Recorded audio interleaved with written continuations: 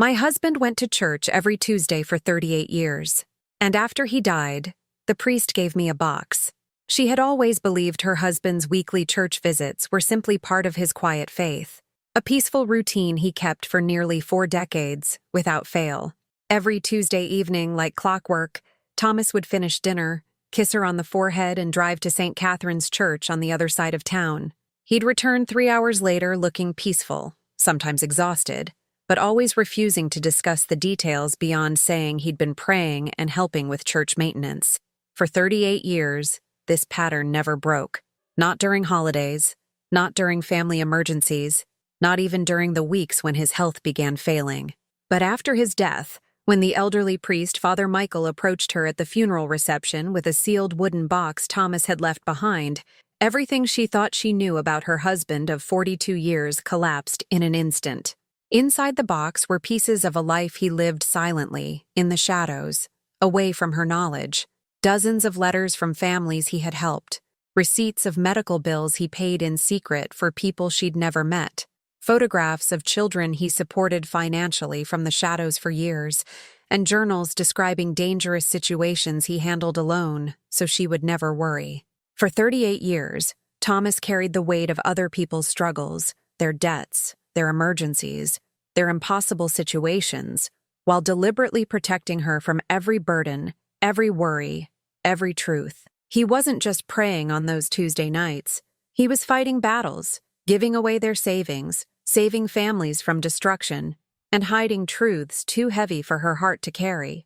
Now, holding the box in trembling hands while the funeral reception continued around her, she finally understood.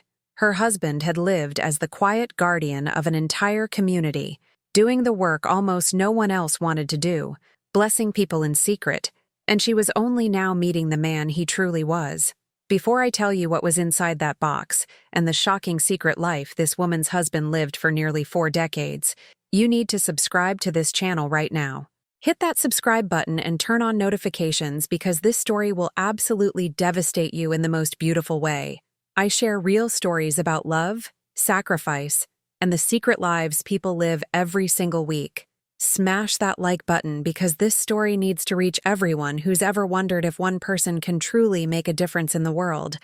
Drop a comment telling me about a time you discovered something about someone after they were gone that completely changed how you saw them. This is a true story. This happened, and it will change how you think about quiet goodness. My name is Margaret. I'm 68 years old, and 6 months ago my husband Thomas died at age 70 after a brief battle with pancreatic cancer. We'd been married for 42 years. I thought I knew everything about him. Thought we had no secrets after 4 decades of marriage. Thought his weekly Tuesday church visits were just simple faith and volunteering. I was wrong about all of it. And the truth Father Michael revealed through that wooden box showed me I'd been married to a secret saint. If you're already invested in this story, hit that like button right now and comment Tuesday Secret, because what Margaret discovers is absolutely stunning. Thomas and I met when we were both 26. He was a construction worker. I was a secretary at a law firm. We married after dating for 2 years, built a modest life together. Nothing fancy, but comfortable. We had 2 children, both now adults with families of their own. Thomas worked construction his entire career, eventually starting his own small contracting company. We were middle class, careful with money, lived within our means. Nothing about our life suggested we had resources for the kind of giving I'd discover Thomas had been doing. About 4 years into our marriage, Thomas started his Tuesday routine. He told me the church needed help with maintenance and repairs, that he was volunteering his construction skills. I thought it was beautiful, my husband giving his time and expertise to help maintain God's house. He'd leave around 6 p.m. every Tuesday and return around 9 or 9:30. Sometimes he'd come home with scraped knuckles or dirt on his clothes, confirming he'd been doing physical work. I never questioned it. Why would I? It seemed like straightforward volunteer work. Subscribe right now because what Thomas was actually doing on those Tuesday nights will shock you completely. What I didn't know was that Thomas wasn't doing church maintenance. He was running a secret ministry that Father Michael called the work nobody else wanted to do. The work that required going into dangerous neighborhoods. The work that meant confronting addicts and dealers. The work that involved paying people's debts to prevent violence. The work that required personal financial sacrifice beyond what most people would ever consider. Thomas had been doing this work for 38 years, and I never knew. The day of Thomas's funeral, I was numb with grief. The service was packed.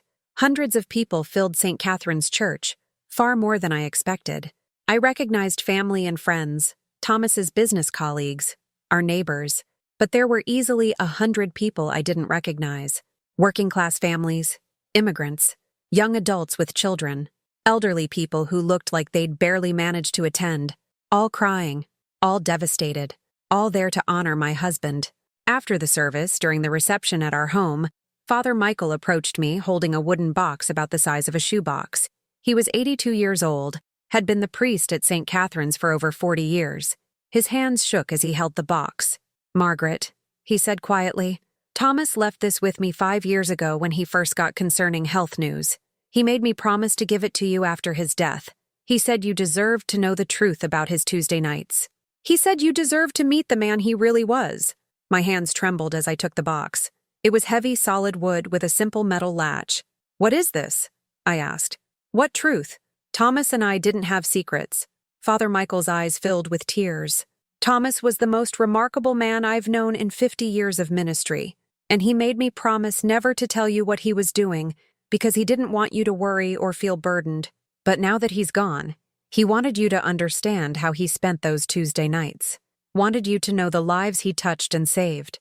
Leave a comment saying, 'Open the box,' if you're desperate to know what Margaret found inside." I waited until everyone left the reception, sat alone in Thomas's study with the wooden box on his desk, took a deep breath and opened it. Inside were layers of items that told a story I never knew existed. On top was a letter in Thomas's handwriting, dated 5 years earlier when he'd first been diagnosed with the heart condition that would eventually lead to the cancer that killed him. The letter read, "My dearest Margaret, if you're reading this, I'm gone, and Father Michael has given you this box like I asked him to. I've kept these Tuesday nights secret from you for 38 years because I didn't want you to worry or to feel the weight of what I was carrying. But now I'm gone, and you deserve to know the truth. You deserve to know where our money went. You deserve to know why I sometimes came home with bruises or seemed exhausted. You deserve to meet the real me. I love you. I've always loved you. And everything I did on Tuesday nights, I did because you taught me what it means to love people without expecting anything in return. Thomas." Beneath the letter were dozens of other letters. Letters from families Thomas had helped. One from a woman named Rosa. "Mr. Thomas, you paid my daughter's hospital bills when she had cancer and we had no insurance. You saved her life. I will pray for you every day for the rest of mine." Another from a man named Deshawn. "You paid off my debt to dangerous people when I was too deep in gambling. You saved my life literally. Didn't even know me, but you did it anyway." There were receipts. Medical bills totaling tens of thousands of dollars, all marked paid in full in Thomas's handwriting. Rent receipts for families who would have been evicted. Utility bills for elderly people who would have lost heat in winter. Grocery receipts for families who would have gone hungry. The amounts were staggering. How had we afforded this? Where had the money come from? Hit that subscribe button right now because the answer to how Thomas funded this secret ministry is incredible. I kept digging through the box. Found photographs of children, school photos, graduation photos. On the back of each photo, Thomas had written notes. "Maria, paid her college tuition all 4 years. She's the first in her family to graduate college. James, paid for his diabetes medication for 6 years. Now he's healthy and working. The Rodriguez children, paid their rent for 3 years after their father was deported, kept the family together." There were journals, small notebooks where Thomas had documented his Tuesday nights in brief entries. I opened one at random. The entry read, June 15th, 1993, went to the West Side Projects. Family being threatened by dealers because teenage son owed $800. Paid the debt. Talked to the dealers about leaving the family alone. One pulled a knife. Had to be firm. Came home with a cut on my arm. Told Margaret I scraped it on a fence at church. Hated lying, but she can't know about this. She'd be terrified. I read entry after entry. Thomas going into crack houses to pull people out. Thomas paying off loan sharks to save people from violence. Thomas sitting with dying people in hospice because they had no family. Thomas teaching job skills to ex-convicts no one else would help. Thomas using his construction expertise to repair homes for disabled people who couldn't afford contractors. Thomas negotiating with landlords to give desperate families more time. Thomas literally putting his body between abusive partners to protect women and children. For 38 years, my husband had been doing the most dangerous, thankless, difficult work imaginable, and he'd hidden all of it from me. Share this video right now if you believe one person can change hundreds of lives, because Thomas proves it's true. I called Father Michael the next day, demanded to know the full truth. He came to my house and we sat in Thomas's study for 3 hours while he explained everything. 38 years ago, Father Michael began, Thomas came to me after Tuesday Mass and said he wanted to do something meaningful with his life. He said he'd grown up poor, had seen how poverty destroyed families, and wanted to help in practical ways. He asked what the church needed most. I told him the truth, that the greatest need wasn't building maintenance, it was helping people with problems nobody else wanted to touch. There are people in every community, Father Michael continued, who fall through every crack, who are too proud to ask for help, who are in situations too complicated or dangerous for normal charity, who need someone willing to go into dark places and do hard things. I told Thomas that's where the real need was, and he said, "Then that's what I'll do." Father Michael explained that Thomas had created a system. Every Tuesday, he'd come to the church and Father Michael would tell him about the most desperate situations. The family about to be evicted, the person being threatened by criminals, the child who needed medical care the family couldn't afford. Thomas would assess each situation and determine how to help. Sometimes it was financial. Sometimes it required his construction skills to make emergency repairs. Sometimes it required going into dangerous places and having difficult conversations with dangerous people. But where did the money come from? I asked. Thomas was a construction contractor. We lived modestly, but we weren't wealthy. How did he pay tens of thousands of dollars in other people's bills? Subscribe and turn on notifications, because the answer to this question reveals Thomas's incredible sacrifice. Father Michael smiled sadly. Thomas worked 6 days a week his entire adult life. You knew about his Monday through Friday construction work. What you didn't know was that every Saturday, Thomas took additional jobs, small repairs, handyman work, weekend projects. He told you he was playing poker with friends or working on church projects. He wasn't. He was working extra jobs and putting every penny into what he called his Tuesday fund. For 38 years, Thomas worked a 6th day every week and gave away everything he earned. I started crying. Thomas had worked 6 days a week for 38 years, and I never knew, had given away the equivalent of a second full-time income, and I never noticed. Why didn't he tell me? I asked. Why keep this secret? Because he knew you'd worry, Father Michael said gently. He knew if you understood he was going into crack houses and confronting criminals and putting himself at risk, you'd be terrified. He knew if you understood how much money he was giving away, you'd feel guilty or try to stop him.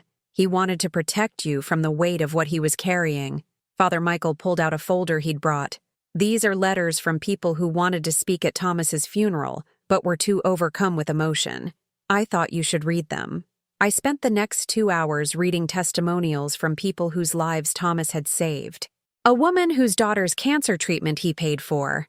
The daughter was now a nurse. A man whose gambling debts Thomas paid off. He'd been sober 7 years and was now a counselor helping other addicts. A family whose rent Thomas paid for 2 years after the father was incarcerated. All 3 children graduated high school and 2 went to college. An elderly woman whose home Thomas had repaired dozens of times for free. She'd been able to stay independent until she died peacefully at 93. There were over 50 letters. 50 families whose lives had been fundamentally changed by my husband's secret generosity. And I'd known nothing about any of it. Leave a comment saying "Secret Saint" if Thomas's sacrifice is moving you deeply, because there's more to this story. Over the following weeks, I met many of the people Thomas had helped. They'd come to my door with food, with flowers, with tearful gratitude. A woman named Carmen told me Thomas had literally saved her life by paying her medical bills when she needed emergency surgery and had no insurance. I would have died. she said simply. Your husband is the reason I'm alive, the reason my children still have a mother. A young man named Marcus told me Thomas had paid off his debts to dangerous people when he was caught up in gang life at 19. Mr. Thomas didn't just pay my debts, Marcus said. He came to see me every Tuesday for 2 years, taught me construction skills, got me my first legitimate job, believed in me when literally nobody else did. I'm 37 now. I own my own construction company. I have a wife and 2 kids. None of that exists without Mr. Thomas. An immigrant family told me Thomas had paid their rent for 18 months while the father was fighting deportation. We would have been separated, the mother said through tears. My children would have gone into foster care. Your husband kept our family together. We won the case. My husband got to stay. We're all citizens now, because Mr. Thomas gave us time. The stories kept coming, each one revealing another layer of the man I'd been married to for 42 years. The man who worked 6 days a week but told me he worked 5. The man who went into dangerous places but told me he was doing church maintenance. The man who gave away a fortune but lived modestly so I'd never question our finances. The man who carried the weight of an entire community's suffering but came home and was gentle and loving and never burdened me with any of it. I also learned about the work nobody else wanted to do, the specific situations Thomas handled. Father Michael explained that every community has problems people prefer to ignore. Addicts who need intervention, people being abused who are too scared to seek help, families being threatened by criminals, situations where calling the police would make things worse, or where official channels would take too long. Thomas did the dangerous work, Father Michael said. He'd go into crack houses to pull people out and get them to rehab. He'd confront abusive partners and give them ultimatums. He'd negotiate with criminals to give desperate people more time or forgive debts. He'd literally put himself between danger and innocent people. He had a gift for reading situations and knowing when to be gentle and when to be firm. He saved dozens of lives through interventions nobody else was willing to attempt. Hit that like button if you're understanding the full scope of what Thomas did for 38 years, because Margaret's response is beautiful.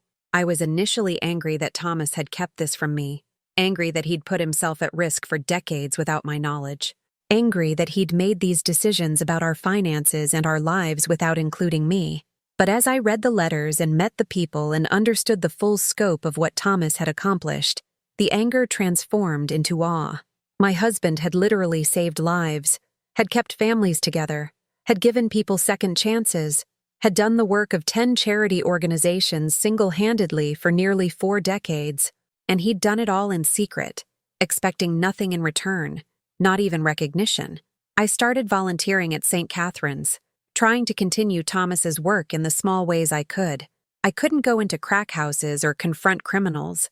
I was 68 years old, but I could organize donation drives, could connect people with resources, could use Thomas's Tuesday fund, which, it turned out, still had $17,000 in it. Money he'd saved specifically to continue helping people after his death. Father Michael helped me identify the families with the most urgent needs. We paid medical bills, prevented evictions, provided emergency funds for crises. And with each family we helped, I'd explain. This is from my husband, Thomas. He spent 38 years helping people in secret. This is his legacy continuing. 6 months after Thomas's death, St. Catherine's held a special memorial mass. Over 300 people attended, all people whose lives Thomas had touched. They shared stories. A woman told how Thomas had paid for her son's funeral when he was murdered, giving her the dignity of burying her child properly. A man told how Thomas had taught him construction skills in prison through a ministry program, giving him employable skills that allowed him to support his family after release. A teenager told how Thomas had paid her college application fees and SAT prep course, making it possible for her to become the first in her family to attend university. At the end of the Mass, Father Michael presented me with a plaque that would hang permanently in the church. It read, Thomas Mitchell, faithful servant who spent 38 years doing the work nobody else wanted to do. He gave in secret and loved in action. He saved families, changed lives, and asked for nothing in return. The truest example of Christ's love this church has ever known. Subscribe to this channel if you believe the best people often work in silence, because Thomas's story proves it. People ask me how I feel about Thomas keeping this secret for 38 years. Whether I'm angry he hid this from me, made these decisions without my input, put himself at risk without my knowledge. The truth is complicated. Yes, I wish he'd trusted me with this. Wish I could have been part of the work instead of protected from it. Wish I'd known the real Thomas while he was alive instead of only discovering him after his death. But I also understand why he did it. Thomas knew me. Knew I would have been terrified if I'd understood the risks he was taking. Knew I would have felt guilty about the money he was giving away. Knew the weight of knowing about all the suffering he was witnessing would have broken my heart. He kept this secret, not because he didn't trust me, but because he loved me enough to carry the burden alone. And the result of his secret work is undeniable. Hundreds of lives saved and changed. Families kept together. Children given opportunities they never would have had. People pulled back from the edge of destruction. An entire community transformed by one man's quiet, persistent, secret generosity. If Thomas had told me, if we'd discussed it and debated it and made it a joint decision, would the work have been as extensive? Or would my fear and concern have limited what he was willing to do? I'll never know the answer. What I do know is that my husband of 42 years was a secret saint. He worked 6 days a week and gave the 6th day's earnings away. He went into dangerous places to help dangerous people. He paid other people's debts and bills and emergencies for decades. He carried the weight of an entire community's suffering and protected me from all of it. He lived a double life, not for selfish reasons, but for the most selfless reasons imaginable. The wooden box Father Michael gave me sits on my dresser now. I look at it every day. Sometimes I take out the letters and read them, reminding myself of the lives Thomas touched. Sometimes I look at the photographs of children he helped, many of whom are now adults with children of their own. Sometimes I read his journal entries and try to imagine my quiet, gentle husband, confronting criminals and saving lives and doing impossible things. If this story has touched your heart, do something important right now. Hit that like button. Subscribe to this channel and turn on notifications. Share this video widely because Thomas's story deserves to be known. Leave a comment telling me about the quiet heroes in your own life, the people who do good in secret, expecting nothing in return. My husband went to church every Tuesday for 38 years. I thought he was volunteering with building maintenance. He was actually running a secret ministry, saving lives, doing dangerous work, giving away a fortune, and carrying burdens that would have crushed most people. After he died, the priest gave me a box that revealed the truth. And I finally met the real Thomas, the man who did the work nobody else wanted to do, who blessed people in secret, who changed hundreds of lives and never wanted credit. I'm Margaret. I was married to a secret saint for 42 years and didn't know it until he was gone. This is our story, and I'm sharing it because the world needs to know that people like Thomas exist. That quiet goodness is real, that one person can change everything for hundreds of people, that the best work is often done in secret, expecting nothing, not even recognition. Thank you for listening. Thank you for honoring Thomas's memory. And remember, the greatest love is often the quietest. The most powerful good is often invisible. And the real saints walk among us unrecognized, doing impossible things in secret, carrying the weight of the world without complaint. The end.